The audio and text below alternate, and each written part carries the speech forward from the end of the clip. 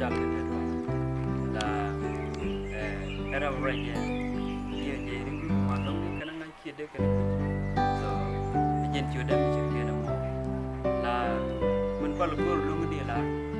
ti ke channel mi ne le kanu na na Nuer Grace Media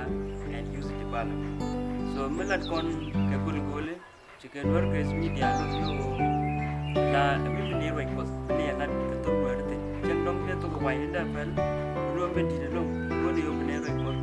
ne la to Nuer jen cha da Nuer Grace Media Youth Development la go ne yo de ne chen de youth ke mani de ka kamya re te ke madanan wakatin nyam tong ni ke no de ne chen din chek den ko den te le rodien re wit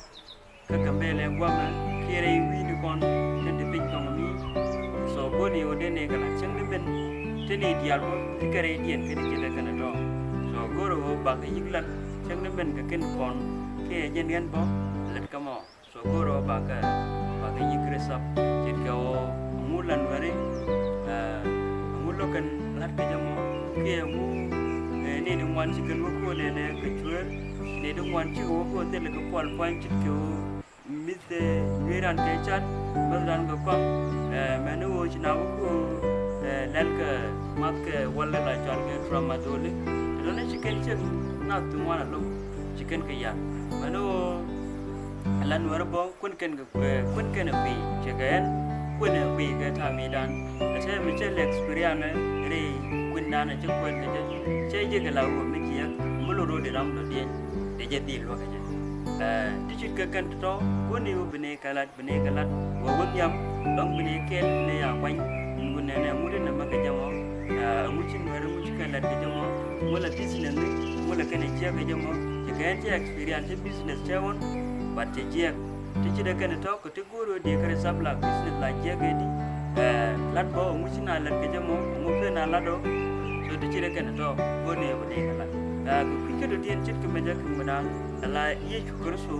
je le ku bidan na mon jen tol ke grezo no ko bone yo mene ala na mi chit ke jena mo ala chun chit ke chud mo madaro Nuer Grace Media and Youth Development so biya de kamal subscribe kene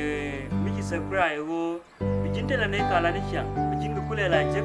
kene wo bi share bi kamne ko ken ko bini ni mwan ken men gwaen chinen ken le lo wonen ala ken keno bi lakko so mi jik kene me men no ko men le ne ke men no ko men le ko na bo edun dan ko dia so be boy mi di lo be no ko kon e jen mala lot ke di subscribe kene wo di share so ene tien te kamal